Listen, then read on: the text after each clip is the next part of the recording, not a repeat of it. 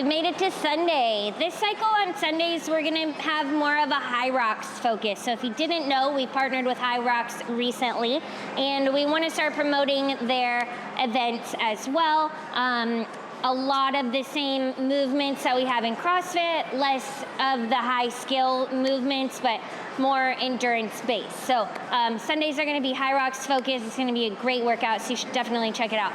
The one we have today, we've got wall balls, we've got ski erg, we've got walking lunges, we've got burpee broad jumps, and we got some V-ups, and then we're gonna finish with some mobility ATG work at the end. So for the wall balls, we're gonna start arms length from the wall, squat stance, med ball right in front of your face, okay, right here, not down at your belly, all right? You're gonna go through a full squat, hip crease below the knees, and then we're aiming for the target. Guys, top line, ladies, you choose, all right, top or bottom, up to you. I actually did a High Rocks event, and I'd like to see quality wall balls. I know you guys can all squat, and I know that we have good standards on our wall balls, so let's make sure that we carry that over as well. After that, we're going to the ski erg, all right?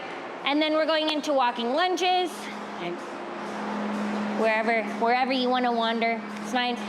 We've got burpee broad jumps next. Now jump as far as you can on these. You're gonna do your burpee, you're gonna jump up, and then use your arms, throw your hips forward, get a nice long jump before you go into the next rep.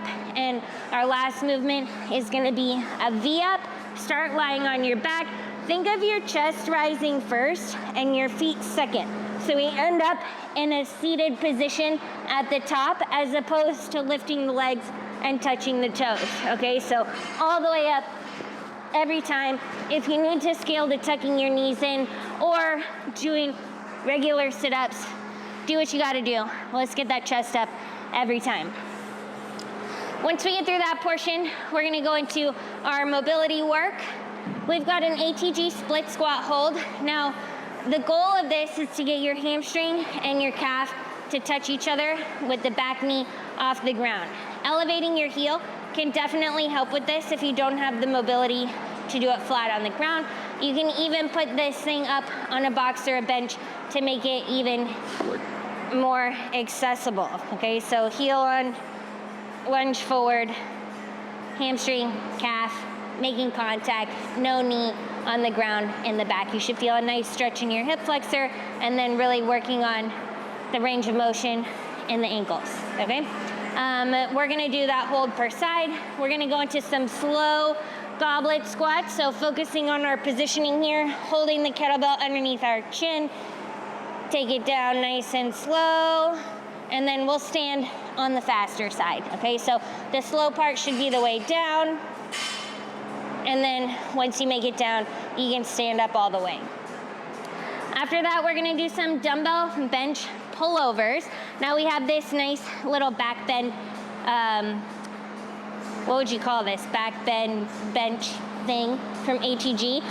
You can use these, we have them, oh, it even says it on it, a back bench, okay? Or you can use a regular bench. You're gonna lie on your back, hold the dumbbell over your head, middle of your back should be on the top of the bench.